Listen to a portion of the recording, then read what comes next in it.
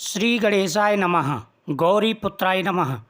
वक्रतुंड महाकाय सूर्यकोटि समप्रभः निर्विघ्नं कुरु मे देव सर्वकार्येषु सर्वदा। स्वागत है आप सभी का मेरे राधा कृष्ण ब्रजधाम यूट्यूब चैनल पर। आज मैं आपको भगवान गणेश जी के जन्म की कथा सुनाऊंगा। इस कथा के श्रवण करने से भगवान गणेश जी का आशीर्वाद प्राप्त होता है और सभी प्रकार की मनोकामनाएं पूरी हो जाती हैं। जो व्यक्ति भगवान शिव की इस कथा का श्रवण करते हैं और कथा सुनते समय जो मन में कामना हो वह गणेश जी के सामने कहेंगे तो मनोकामना आपकी अवश्य पूरी होगी। एक बार भगवान शिव माता पार्वती से मिलने गए। उस समय माता पार्वती स्नान कर रही थी। भगवान शिव सीधे माता पार्वती के पास चले गए। इससे माता पार्वती थोड़ी लज्जित हुई। माता पार्वती ने अपने मन में विचार किया कि आज के बाद मैं किसी न किसी को दरवाजे पर जरूर बैठाया करूंगी, क्योंकि भगवान शिव सीधे अंदर आ जाते हैं। ऐसा मन में विचार कर उन्होंने अगले दिन नंदी जी को बुलाया और कहा कि नंदी, ऐसा करना, दरवाजे पर बैठ जाना और कोई भी अंदर आए उसे अंदर मत आने देना। नंदी जी बोले कि हे माता, आपकी आज्ञा शिरोधार्य, कोई मेरे रहते हुए अंदर नहीं आएगा, लेकिन अगर भगवान शिव आ गए तो उनको मैं नहीं रोक पाऊंगा। यह सुनकर के माता पार्वती ने कहा ठीक है, कोई बात नहीं। माता पार्वती ने मन में विचार किया कि मैं किसी और को दरवाजे पर बैठाऊंगी।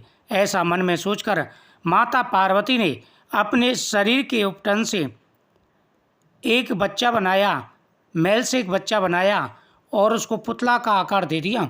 उस बच्चे का आकार दे करके उसमें प्राण फूंक दिए और उसका नाम गणेश रखा। माता पार्वती ने गणेश से कहा कि हे गणेश, ऐसा करना, दरवाजे पर बैठ जाओ और मेरी आज्ञा के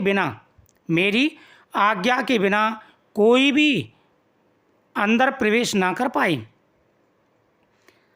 गणेश जी ने कहा ठीक है माता, आपके बिना आज्ञा के, आपके बिना कहे कोई भी अंदर प्रवेश नहीं करेगा।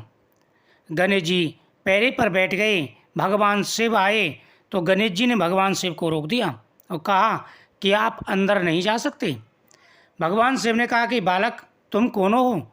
मैं तो गौरीनाथ हूँ, मैं भगवान शिव हूँ और तुम मुझे रोक रहे हो मेरे घर में जाने से। गणेश जी ने कहा कि प्रभु, आप कोई भी हो, लेकिन आप अंदर नहीं जा सकते क्योंकि माता का आदेश है। भगवान शिव क्रोधित हो गए। उन्होंने गढ़ों को बुलाया, कहा कि इस बच्चे को हटाओ। सभी गढ़ बारी बारी से आए, उन गणेश जी के साथ युद्ध करने लगे, लेकिन गणेश जी में तो माता पार्वती की शक्तियाँ थीं। गणेश जी ने सबको परास्त कर दिया। सभी देवता, यहाँ तक कि इंद्र समेत सभी देवता युद्ध भूमि में आ गए। सभी गणेश जी से युद्ध करने लगे। गणेश जी ने बारी बारी से सभी को परास्त कर दिया।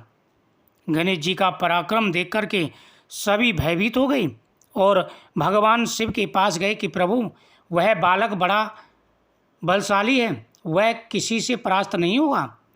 तो भगवान शिव को क्रोध आया और भगवान शिव ने त्रिशूल चला दिया।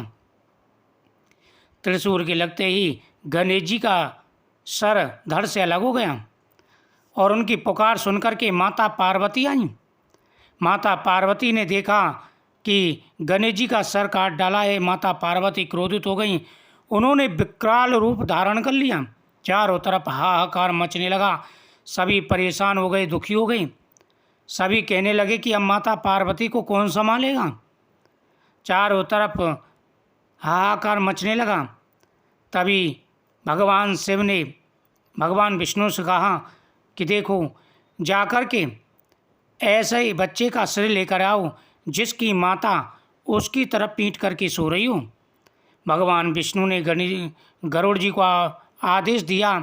अब गरुड़ जी चारों तरफ घुमाए, लेकिन कहीं भी उन्हें ऐसा कोई भी बच्चा नहीं मिला जिसकी माँ उससे पीट पीट कर सो रही हो। आखिर में उनको एक हथनी मिली जो अपने बच्चे से पीट पीट करके सो रही थी।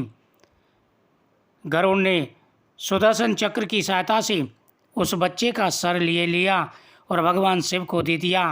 भगवान शिव ने गणेश जी के धड़ से उस हाथी के बच्चे का सिर जोड़ दिया और भगवती माता पार्वती प्रसन्न हो गई, क्योंकि भगवान गणेश जी पुनः जीवित हो गई। सभी देवताओं के साथ साथ भगवान शिव ने आशीर्वाद दिया, आज के बाद जो भी गणेश जी की पूजा करेगा उनकी सभी मनोकामनाएं पूरी होंगी, धन बढ़ेगा, सुख समृद्धि होगी, सभी प्रकार के वैभव उनको प्राप्त होंगे।